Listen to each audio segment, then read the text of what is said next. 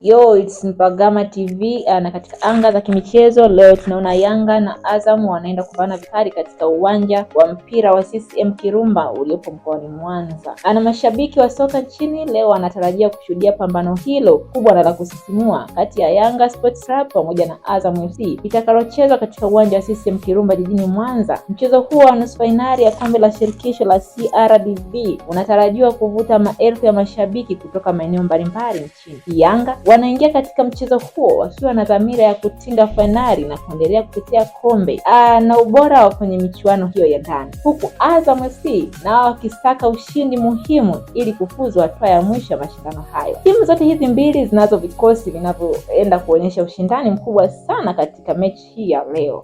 Timu zote mbili na zina vikosi vyenye nguvu ambavyo vimefanya mazoezi ya kutosha. Katika uwanja wa CCM Kirumba ambao ni miongoni wa viwanja vikubwa nchini, unatarajiwa kushuhudia shamra kubwa sana za mashabiki wanaosubiri kuona ni timu ipi itakayochomoza na tiketi ya kucheza fainali ya kombe la msimu huu wa CRDB Cup.